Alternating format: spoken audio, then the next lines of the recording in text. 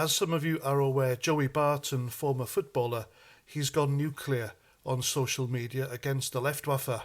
And I know he's not everyone's cup of tea, his language isn't very savoury, but still you get his point. Well, I do anyway, I completely understand where he comes from.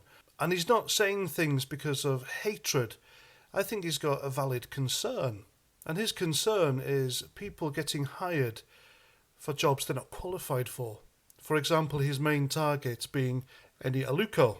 And you can see what he means when you watch her on telly as a pundit. And she has absolutely no idea what she's talking about, despite the fact that she has footballing experience. She has clearly been hired by ITV simply because she ticks a box. And that is highly unfair against people who are far more qualified and would love to do what she does because they're better. Now, Joey Barton's critique has drawn criticism by the usual lot on social media, and they've branded him all sorts, and it's the usual stuff, isn't it? I get it myself, by the way. And the latest trend against people like myself are being called gammon.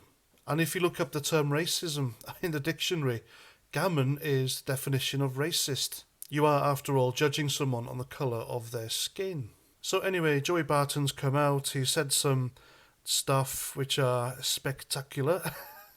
They're amusing, but above all, they're all true. It's not the name calling or the way he says it, it's the truth factor in everything that he says. That's what the Luftwaffe don't like. And he's giving them both barrels as well. Jeremy Vine, the slimy, sneering BBC snob, has noticed Jeremy Barton's gone nuclear on social media, and he's questioned his mental health about it.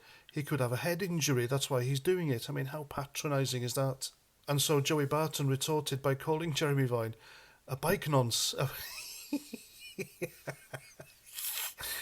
bike nonce.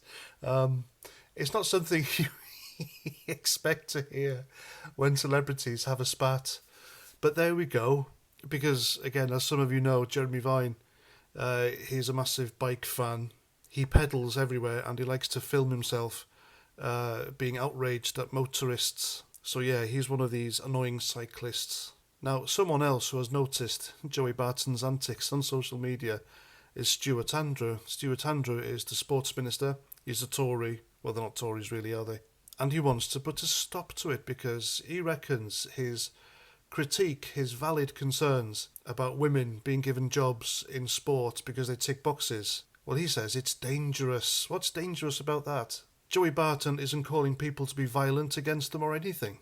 But this guy, this Stuart Andrew, he has vowed to do something about it and contact social media companies, X in particular, and get him cancelled. He wants him off social media because he said things he doesn't like. I thought we were beyond this cancel culture nonsense now, but clearly not.